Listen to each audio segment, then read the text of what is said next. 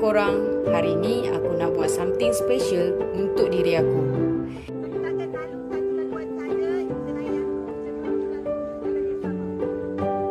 Iftar di puncak Rawang Bypass.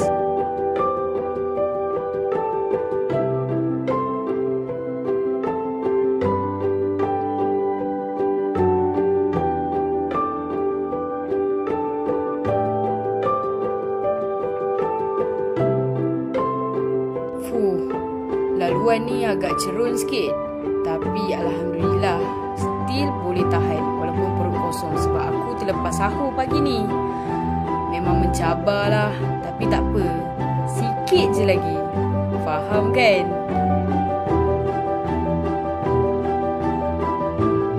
Berpuasa sambil hiking ni memang another level lah untuk beginner macam aku.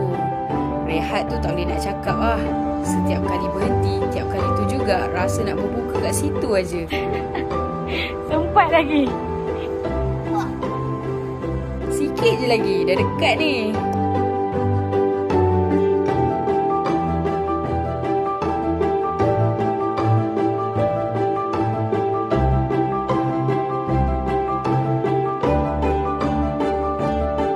Subhanallah, view sunset kat sini cantik sangat kan?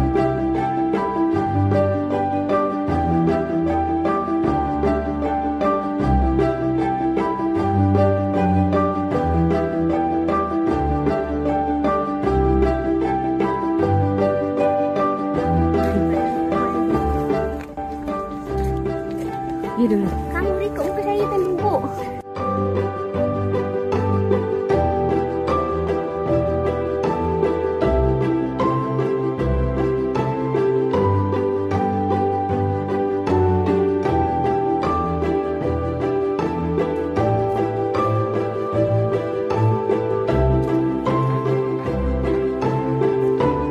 Dia menciptakan segala yang indah ni dengan sangat sempurna.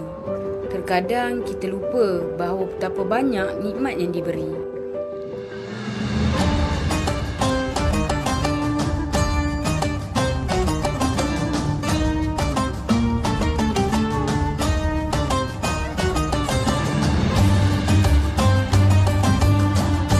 Video.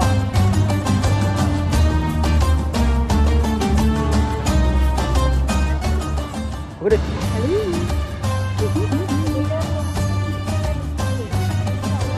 Okey. Hai. Ni Yat. Ni Syida. Ni Emma. Ni Alia. Okey. Okey.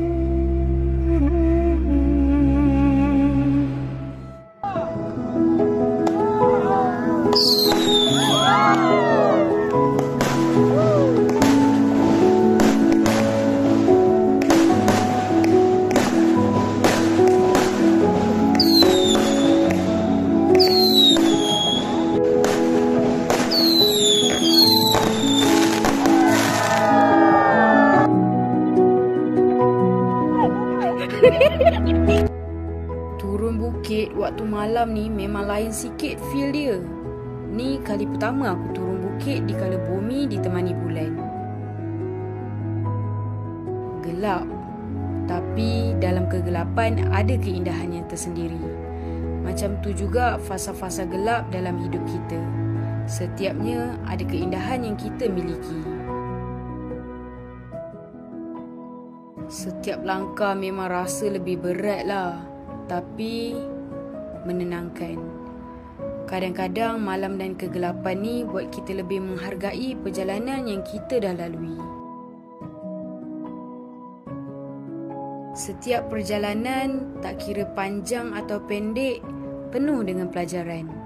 Kadang-kadang kita tak perlu sampai ke puncak untuk merasai kepuasan. Yang penting kita belajar untuk menghargai setiap langkah dan menikmati keindahan di sepanjang jalan.